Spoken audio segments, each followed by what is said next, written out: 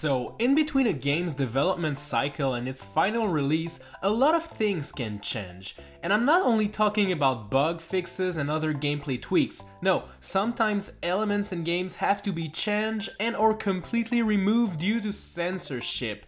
You'd think a more family-friendly company like Nintendo wouldn't have to do that kind of things, but in fact, I'd say they're actually the worst.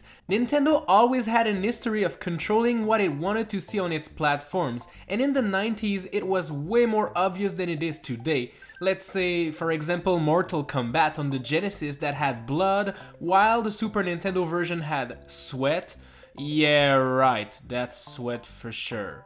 Now, that was only one example of censorship, but today we're gonna take a look at 7 other instances of censorships. I tried to go with the most interesting ones to me, and I will try to figure out why these changes were made in the first place. Hey, I'm Nico, and here are 7 weird Nintendo censorships. Here we go. Mario Kart 8 Deluxe for the Nintendo Switch is a port of the 2014 Wii U game with all of the DLC available, a new battle mode, and a couple of new characters to choose from.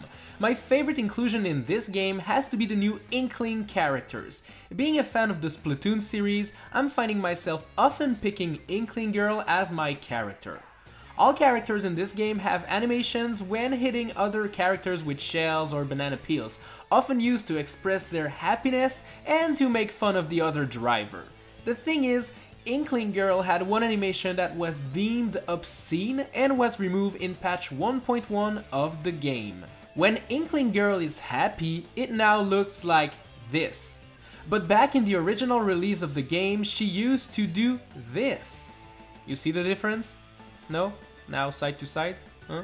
Yeah? Okay. While this may not mean anything to you, this gesture of bending your arm and grabbing your biceps actually is known as the bras d'honneur or the arm of honor in Europe. It's an obscene gesture which kinda means the same thing as us flipping the bird here in North America. And due to the offensive nature of this gesture, it was removed and replaced in all versions of the game throughout the world. The Punchout games are full of funny characters coming from all over the world. A lot of these characters portray some stereotypes from certain countries. Don Flamenco's name is a direct reference to the dance of the same name, and Von Kaiser is a fighter from Germany, and Kaiser is the German word for emperor. Another fighter is named Soda Popinski. He comes from Russia and is supposedly addicted to soda pop, which is why he drinks it all the time. The thing is, this character is a complete fraud. When he first appeared in the arcade game Super Punchout, he was named Vodka Drunkenski. This name has a very different meaning to it. Vodka is one type of alcoholic beverage mostly produced in Russia, and Drunkenski is a play on the word drunk. Considering he's always drinking pop in between rounds, it's easy to figure out what the original intention behind that character actually was. Drinking and mentioning anything alcohol related wasn't really allowed by Nintendo in the 80s and 90s, so this change had to be made to make the game come out for the NES. The Fatal Frame series is well known in Japan, and it is an horror franchise where you control a character that has been given a camera that can be used to take pictures of spooky spirits. The first 3 games in the franchise came out for PlayStation 2, the 4th one was released on the Wii in Japan only, and the 5th one we got on the Wii U in 2014. Fatal Frame, Maiden of Blackwater, keeps on making things spooky, allowing you to take pictures using the Wii U gamepad. But for some reasons, the developer decided that if you were going to be spooked, you might as well do it wearing the most comfy clothes you could get. That might not be the best outfit to fight spirits. The Japanese version of Fatal Frame actually included some pretty revealing costumes that you could wear. Some of those were straight up bikinis and underwears, let's be real, look at this. But Nintendo decided not to bring those outfits in North America, instead replacing the costumes with a Zero Suit Samus one and a Zelda outfit. These new costumes are actually pretty cool looking, but it didn't change the fact that the internet wasn't really happy about the censorship. They really wanted to chase those ghosts in a bikini. Hey, maybe next time, internet. Speaking of bikinis, this next entry comes from Fire Emblem Awakening for the Nintendo 3DS. There's a DLC called the Summer Scramble Pack, which includes many of your favorite Fire Emblem characters in swimsuits. Tarja was one of the characters who could be seen in a new bikini, but the scene was actually censored in the North American version.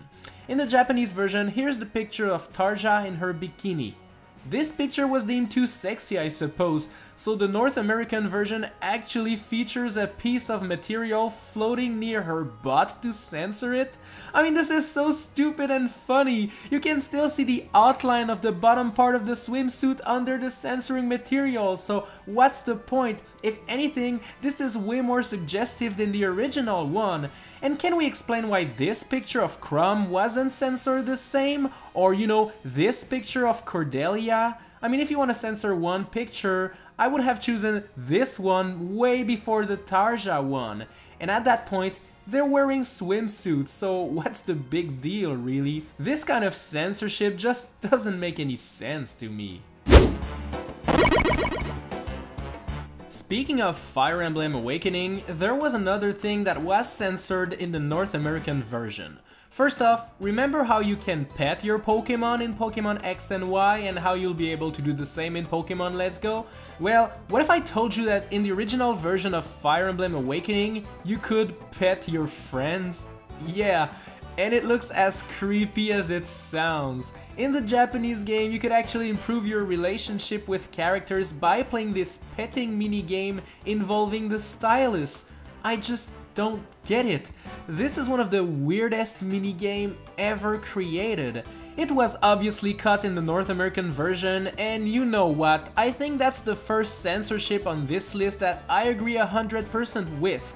I couldn't really see myself playing Fire Emblem and petting my favorite friends with my stylus. Yeah, I'd get weird looks for sure. Xenoblade Chronicles X for Wii U was another game that was hit by the censorship police. In this game, you get to create your very own character. You can customize your gender, your face, your size, your skin color, your hair color, and so much more. Oh, and in the Japanese version, you can actually customize your breast size with a simple slider. Okay. Yeah, somebody actually programmed a boob slider in Xenoblade Chronicles X, and this feature was missing from the North American release for obvious reasons. I mean, come on, man. The character Lin Lee was also changed in the North American version, because in the original one you could actually dress her up in a very revealing bikini, which was changed in the American version to make it way less revealing. Keep in mind that Lin is actually 13 years old in that game, so yeah, that's probably why they did that. The Pokémon series is known for catching those little monsters, fighting other trainers, and collecting gym badges. There's a couple of other fun minigames available to you, and the most popular is probably the minigame in the game corners located in many cities like Celadon and Goldenrod. In those games you had to insert money to play some little slot machine minigames that allowed you to get even more money. If you fail, you just lose the money. You know, come to think of it, that's actually a slot machine and you're in a casino. Uh-oh, you're playing as a kid, gambling in a casino.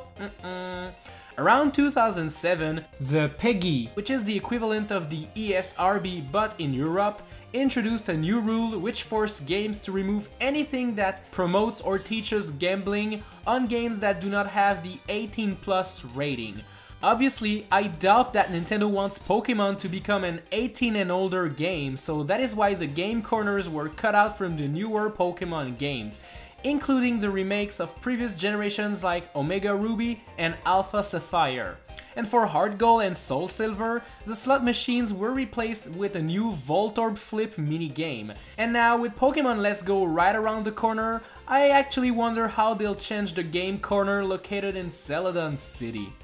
Thanks a lot for watching this video, don't forget to sub and hit the bell to know when I post a new one, and if you learned something, make sure to smash the like button, it really helps me out. If you want to see more fun facts about Nintendo, tap those cards on screen right now. Trust me, these two videos are super good. I'll see you in the next one.